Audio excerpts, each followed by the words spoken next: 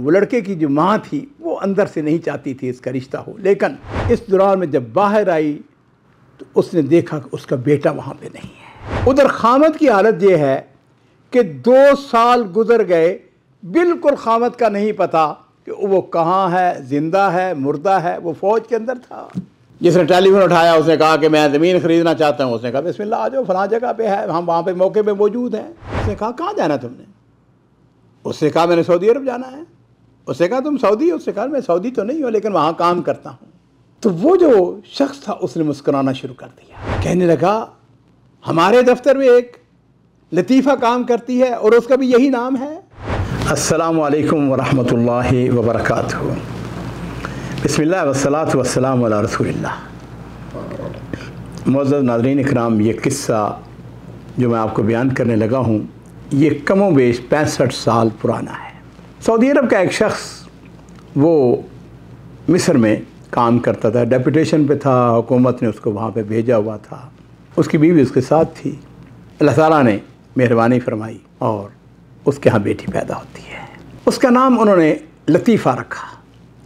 और ये शख्स एक लंबे अरसे से वहाँ रह रहा था। वो बच्ची जो है माशाअल्लाह बड़ी होती चली गई, हत्ता कि जब 19-20 साल की हो गई। उनके हमसाये में एक लड़का था, नौजवान था, खूबसूरत था। बहरहाल उसके घर वालों ने रिश्ता भिजवा दिया इस सऊदी लड़की के ही। वो लड़के की जो माँ थी वो अंदर से नहीं चाहती थी इसका रिश्ता हो, लेकिन लड़का भी मुसर था। खैर किस्सा मुख्तसर ये नाज़रीन इकराम कि वो ना सिर्फ रिश्ता तय होता है बल्कि शादी हो जाती है। लो जी, शादी के बाद तकरीबन कमोबेश को 3 महीने गुजरे तो महल घर एक ही था, जिस तरह हमारे हिंदुस्तान पाकिस्तान के अंदर है। मिस्र की सकाफ़त और हमारी पाकिस्तान हिंदुस्तान की सकाफ़त बड़ी हद तक करीब है। मुझे बहुत दफ़ा अल्हम्दुलिल्लाह जाने का इत्तफ़ाक़ हुआ है और मैं मिस्र की सकाफ़त को जानता हूँ। अब ये हुआ कि वो सास और बहू की आपस में इख्तिलाफ, आपस में जिस तरह होती है कशमकश, थोड़ा बहुत लड़ाई झगड़ा इख्तिलाफ। वो लड़की जो अपने बाप को उससे आगे कहा, उसने कहा देख बात सुन, हमारे यहाँ ये असूल है कि शुरफा की बेटियाँ एक दफ़ा ब्याही जाती हैं, तो तुमने सब्र करना है। खैर अब लड़ाई झगड़ा और ज़्यादा बढ़ गए। इस दौरान में अल्लाह ताला ने मेहरबानी फरमाई, लतीफ़ा जो है ये प्रेग्नेंट हो जाती है। जब बाप को पता चला, लतीफ़ा के बाप को, उसने कहा देख बात सुन, अब तो तू अल्हम्दुलिल्लाह माँ बनने वाली है। अब सवाल ही पैदा नहीं होता कि तू यहाँ इनसे हम तलाक तलब करें, नहीं, तुमने अब इसी घर में रहना है, इसी घर में जीना, इसी में मरना है। लेकिन नाज़रीन इकराम, वक़्त गुज़रते हुए देर नहीं लगती। इस दौरान में लतीफ़ा का जो वालिद था उसकी डेपुटेशन, उसका काम ख़त्म हो गया और वो वापस सऊदी अरब में आ जाता है। अल्लाह ताला ने लतीफ़ा को बेटा दिया और सुबहान अल्लाह, होना तो ये चाहिए था कि उसकी जो सास है उसके साथ और अच्छा सलूक करती, मसला ख़त्म हो जाता, लेकिन उसने और जुल्म, मुख्तलाफात, झगड़े, लड़ाई। नाज़रीन इकराम, बच्चे की उम्र कमोबेश 2 महीने की थी कि मिस्री हुकूमत ने लतीफ़ा के खामद को जबरी, उसको भर्ती कहते हैं फ़ौज के अंदर, इनका एक निज़ाम है उसका, जी वो वहाँ पर चला गया। अब पीछे इसके ऊपर और जुल्म शुरू हो गया। एक दिन लतीफ़ा जो है वो किसी काम के लिए बाहर निकली या किसी कमरे में थी। बहरहाल इस दौरान में जब बाहर आई तो उसने देखा कि उसका बेटा वहाँ पे नहीं है। लो जी, बेटा जो है उसने तलाश किया इधर उधर दाएं बाएं, बेटा नहीं मिल रहा। उसने शोर मचा दिया, मेरा बेटा किधर चला गया? लो जी, पता चला बेटा तो अगवा हो गया है। किसने अगवा किया, कौन ले गया? अब आप अंदाज़ा कर सकते हैं कि माँ की ममता उसको कैसे सब्र आए। उसने शोर गुल जो जी तलाश शुरू हो गई, पुलिस के रिपोर्ट वगैरह, लेकिन कुछ नतीजा नहीं। नाज़रीन इकराम, वक्त गुजरता चला गया। अब ये अकेली होगी, बच्चा इसका अगवा हो चुका है। ये हर रोज़ दुआएं करती है, सदका करती है, खैरात करती है, मेरा बच्चा मुझको वापस मिल जाए, कोशिशें जारी, लेकिन कुछ नतीजा नहीं। उधर खामद की हालत ये है कि 2 साल गुजर गए, बिल्कुल खामद का नहीं पता कि वो कहाँ है, ज़िंदा है, मुर्दा है। वो फ़ौज के अंदर था। उसका जो वालिद है उसने उसको वापस बुला लिया। 5 साल गुजर गए। अब उसने क्या किया, उसने मुकदमा दायर कर दिया कसीम की अदालत के अंदर। उसने कहा कि मेरा खामद जो है 5 साल हो गए हैं, अब उसको कोई पता नहीं, मफकूद है वो।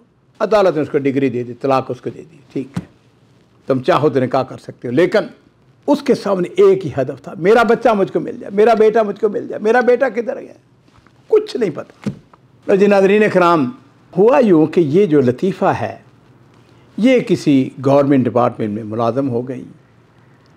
तो स्टाफ में एक मिस्री शामिल था जिसका नाम था मिदहत अबू नूर।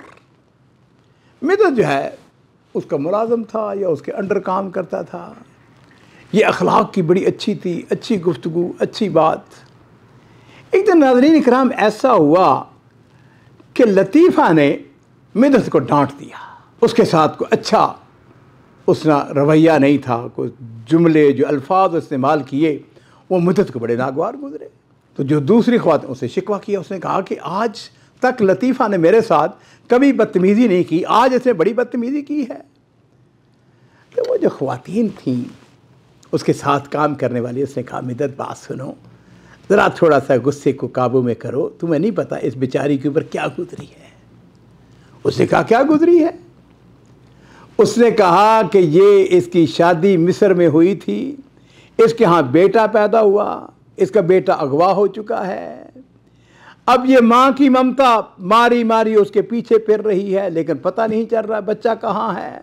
तो इसलिए कभी कभार जो है ना, जिसको कहते हैं आउट ऑफ कंट्रोल हो, जिसको समझ नहीं आती मैं क्या बात करने लगी हूँ, वही उसको जो पुराना दुख और अफसोस और अपने बच्चे का गम।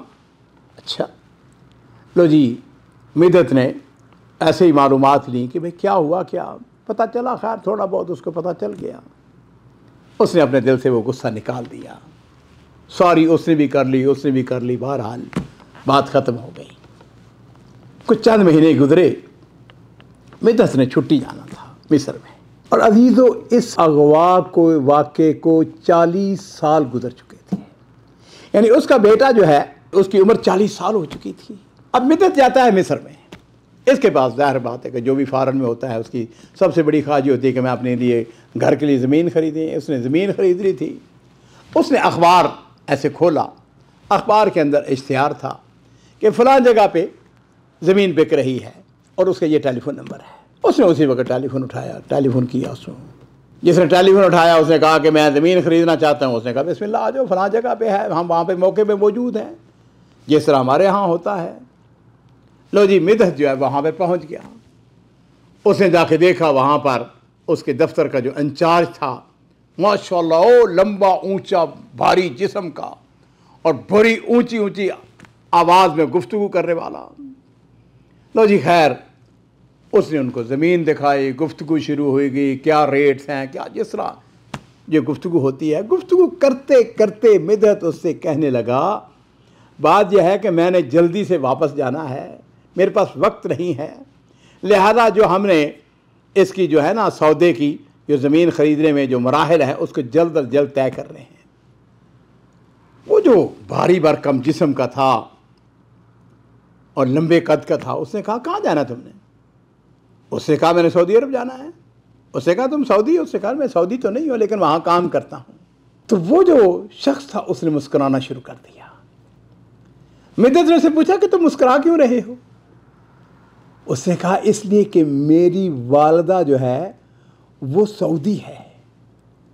उसने कहा है, क्या नाम है तुम्हारी वालदा का? ऐसे ही उसके देर में आया, मैं बात को मुख्तसर कर रहा हूँ। उसने कहा मेरी वालदा का नाम लतीफ़ा है। उसने कहा लतीफ़ा बिन्त।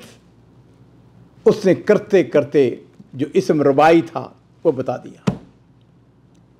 कहने लगा हमारे दफ्तर में एक लतीफ़ा काम करती है और उसका भी यही नाम है, कहीं तुम्हारी वालदा वो तो नहीं है? उससे कहा हो सकता है। लो जी, पर मैंने तो उसको नहीं देखा। उसे क्या क्यों नहीं देखा तूने?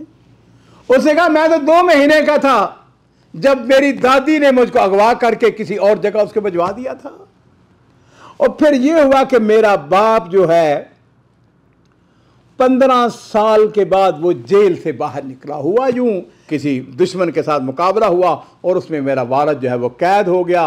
15 साल के बाद जब दूसरे कैदी छूटे तो मेरा वालिद जो है वो भी कैद से छूट के आया। मेरी उम्र उस वक़्त बाद 15 साल हो चुकी थी। उसने मुझको बताया कि देखो बात सुनो, तुम्हारी वालदा जो है वो सऊदन थी और उसका नाम लतीफ़ा था और ऐसे ऐसे ये कुछ हुआ। कहता है कि उसके थोड़ी अरसे के बाद मेरी दादी भी फौत होगी, मेरा वालिद भी फौत हो गया। ये जो मिदहत था, इसने छोटा सा मैसेज उसने लिखा, उस्तादा लतीफ़ा, मैं एक शख्स के पास हूँ, मुझे लगता है कि ये कहीं तेरा बेटा ना हो। लो जी नाज़रीन इकराम, 2 मिनट लगे होंगे या 3 मिनट लगे होंगे, टेलीफोन आ गया, उसका कॉल आ गई। उसने कहा क्या नाम है, उसकी क्या शक्ल, मेरी उससे बात कराओ। वो कहता है कि वही शख्स जो बड़ी ऊंची ऊंची आवाज़ में बात कर रहा था, जब वो उस खातून के साथ बात करने लगा, लतीफ़ा के साथ, तो बिल्कुल आहिस्ता आहिस्ता, नाम तैयब के हाल के कीदा। अब लतीफ़ा जो है उससे पूछ रही है, कौन से महल्ले में रहते हो, तुम्हारी फूफी का नाम क्या है, तुम्हारे चचा का नाम क्या है, तुम्हारे फलां रिश्तेदार का नाम क्या है, तुम्हारा घर क्या है। गोया वो ताकत करना चाहती थी कि वह वाकई, और जिस वक़्त उसने बताया मेरी फूफी का नाम फ़लाँ है, मैं फ़लाँ महल्ले के अंदर, हमारा माहौल, हमारे हमसाए, क्योंकि लतीफ़ा जो है वहाँ पे रही थी। और नाज़रीन इकराम, दोनों ऊंची ऊंची रोने लग गए। वो वाकई उसकी माँ थी। वाक़े को ख़त्म करने से पहले हज़रात ज़रा गौर कीजिए, ये कौन सी ताकत है कि जिसने ये सारा बंदोबस्त किया। लड़के ने कहा अम्मा मैं आ रहा हूँ आपके पास। उसने कहा बेटे तुम मिस्र में रहो, मेरे लिए आसान है आना, तुम्हें तो वीज़े की ज़रूरत होगी, मुझे वीज़े की ज़रूरत नहीं है। और नाज़रीन किराम, और फिर चंद दिन गुज़रे, वो माँ जो है जब कायरा एयरपोर्ट के ऊपर उतरती है, उसका बेटा उसको लेने के लिए आया हुआ था। कहने लगी अल्लाह की कसम ये मेरा बेटा है, इसलिए कि इसकी शक्ल, इसकी सूरत, इसकी गुफ्तगू बिल्कुल इसके बाप की तरह है।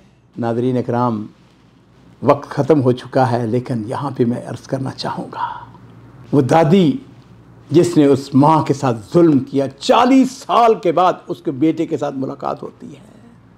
लेकिन यहाँ पे देखिए अल्लाह रब्बुल इज़्ज़त की ताकत को देखिए। अल्लाह रब्बुल इज़्ज़त जो हैं वो किस तरह मुदब्बर हैं। अल्लाह ताला ने कुरान पाक के इरशाद फरमाया ना कि कुल मन यर्ज़ुकुकुम मिनस समाई वल अर्द अम्मन यमलिकुस समा वल अबसारा व मन युखरिजुल हय्य मिनल मय्यति व युखरिजुल मय्यता मिनल हय्य व मन युदब्बिरुल अम्र फसयक़ूलून अल्लाह। कौन है जो तदबीरें करने वाला है? वो मिदत कहता है कि मैंने वो ज़मीन भी नहीं खरीदी। और सुभान अल्लाह, कौन सी ताकत है? उसने अखबार को खोला, उसके अंदर इश्तिहार को देखा, टेलीफोन किया, वहाँ पे पहुँचा। ये सारी गुफ्तगू, ये सारे सिलसिले जो हैं, अल्लाह ताला यही बात फरमाते हैं, वमन युदब्बिरुल अम्र फसयक़ूलूनल्लाह फसयक़ूलूनल्लाह फ़कुल अफ़ला तत्तक़ून। कौन है ये मुदब्बर है? मुदब्बर अल्लाह की ज़ात है। लेकिन मैं ये कहूँगा, उस दादी का क्या हशर हुआ होगा, अपने रब को क्या जवाब देगी। बाद लोग कितने ज़ालिम होते हैं, अपने इंतकाम की वजह से 40 साल तक माँ और बेटे को आपस में मिलने से। अजीज़ों, इस वाक़े के अंदर कितने ही मेरे लिए और आपके लिए इसके अंदर नसीहतें हैं, इसके अंदर हमारे असबाक हैं। लेकिन अल्लाह रब्बुल इज़्ज़त जो है वो कादर है। यूसुफ अलैहिस्सलाम कमोबेश 40 साल तक अपने बाप से दूर रहे। मूसा अलैहिस्सलाम जो हैं उन्होंने दूसरी माँ का दूध पीने से इनकार कर दिया, अपनी सगी माँ का दूध ही पिया है। ये अल्लाह की ज़ात है जो इस कायनात को चला रही है। इस किस्म के वाक़यात मेरे और आपके ईमान को और ज़्यादा बुलंद करते हैं, उसके अंदर और इजाफ़ा होता है।